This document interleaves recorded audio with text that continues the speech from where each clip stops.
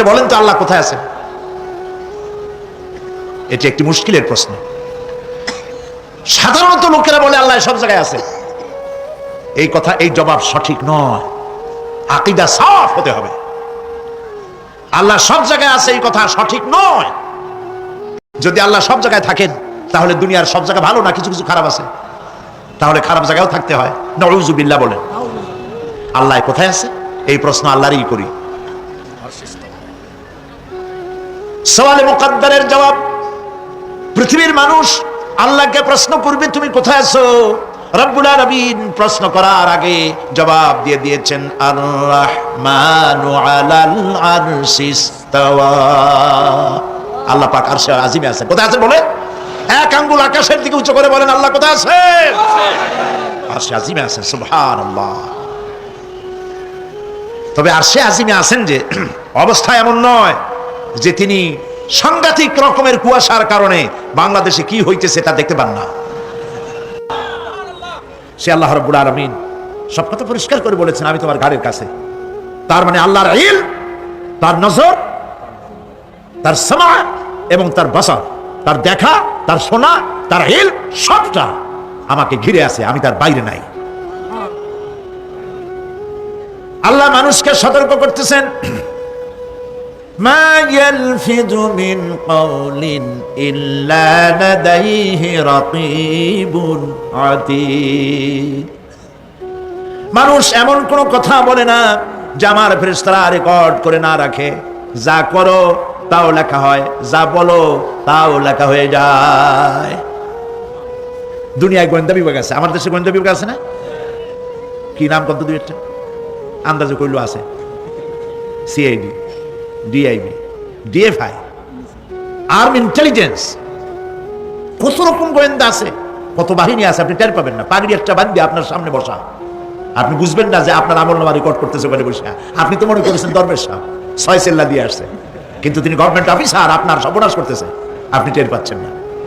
এই যে যদি মানুষের রাষ্ট্র ঠিক রাখার জন্য দুনিয়ার সরকারের দরকার হয়, তাহলে আল্লাহ পাকের এই বিশাল সাম্রাজ্য রক্ষা করার জন্য আল্লাহর গোয়েন্দা বিভাগ নাই? আল্লাহ রাব্বুল আলামিন তার গোয়েন্দা বিভাগ কাজ করতেছি। আমরা বিশ্বাস করি না, আমরা বুঝতে পারি না, যার জন্য অন্যায়ের মধ্যে লিপ্ত হয়ে যাই।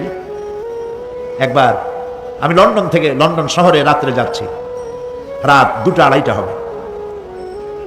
প্রতিমধ্যে রেড সিগন্যাল জ্বলল, গাড়িটা থামাই দিল, সামনে আর গাড়ি টাড়ি নেই। আমি ড্রাইভারে বললাম যে গাড়ি টাড়ি তো নাই সামনে, আমরা তো ইচ্ছা করলে যেতে পারি। ড্রাইভার বলল পারি, কিন্তু যাব না। কেন যাবেন না? বলল যে এই সিগন্যালের সাথে ক্যামেরা আছে, অটোমেটিক ক্যামেরা। আমি যদি এখান থেকে এটাকে ক্রস করি তাহলে আগামীকাল কোর্ট থেকে আমার নামে চিঠি আসবে। রাত 2:45, এই রঙের গাড়ি, এত নাম্বার গাড়ি, এবং আপনার চেহারা শরীফ এই, আপনি রাত 2:45 সময় রেড সিগন্যাল অমুক এলাকা থেকে ক্রস করেছেন, মেহেরবানি করে কোর্টে আসেন আর জরিমানা দিয়ে যান। এই লোকটি এইখানে ক্যামেরা আছে এটা চোখে দেখছে, সেই জন্য বিশ্বাস করলো। কিন্তু এই ক্যামেরায় স্ন্যাপ নেওয়ার জন্য কোনো ক্যামেরাম্যান নাই, অথচ গাড়ি ক্রস করলেই, ওভার স্পিড করলেই ছবি তুলে ফেলবে। এই বুদ্ধিটা কে দিছেন? যিনি এই বুদ্ধিটা দিলেন তার কাছে এমন কোনো বুদ্ধি নাই যে আপনার আমার অনবরত অটোমেটিক ক্যামেরা দিয়ে জীবনের সব কিছু আমাদের ধরে রাখে, এরকম কোনো ক্যামেরা থাকতে পারে না? পারে কিনা? কিন্তু আমাদের কপাল খারাপ। ওই যে সিগারেটের প্যাকেটে লেখা আছে সংবিধিবদ্ধ সতর্কীকরণ, ধূমপান স্বাস্থ্যের জন্য ক্ষতিকর। প্যাকেটে লেখা আছে, হাতের মুঠায় ধরিয়া সিগারেট ধরে টান মারিয়া উপরে ফু দিয়া তাকায় দেখে ফু যায় কদ্দুর। ওইখানে ক্যামেরার সাথে কোনো মানুষ নাই, ক্যামেরা আছে তাই বিশ্বাস করে, কিন্তু আল্লাহর ক্যামেরাগুলি চোখে দেখে না। ওখানে যেমন রেড বর্ডার আছে, আল্লাহ রাব্বুল আলামিন জীবনের প্রত্যেকটি মোড়ে মোড়ে রেড বর্ডার লাগাই দিয়েছেন। জেনা করো না, একটি রেড সিগন্যাল। মদ পান করো না, আরেকটি রেড সিগন্যাল। মিথ্যা কথা বলো না, আরেকটি রেড সিগন্যাল। অহংকার করো না, আরেকটি রেড সিগন্যাল। বউকে বেপর্দা করো না, আরেকটি রেড সিগন্যাল। সুদ খেও না, ঘুষ খেও না, আরেকটি রেড সিগন্যাল। অসংখ্য রেড সিগন্যাল দিয়ে আল্লাহ পাক বলছেন তিলকা হুদুদুল্লাহ, এই হচ্ছে আল্লাহর বর্ডার, ফালা তাতাদুহা, অতএব আল্লাহর বর্ডারকে ক্রস করো না। কে নিষেধ করেছেন? কে নিষেধ করেছেন? মানুষেরা বিশ্বাস করে না।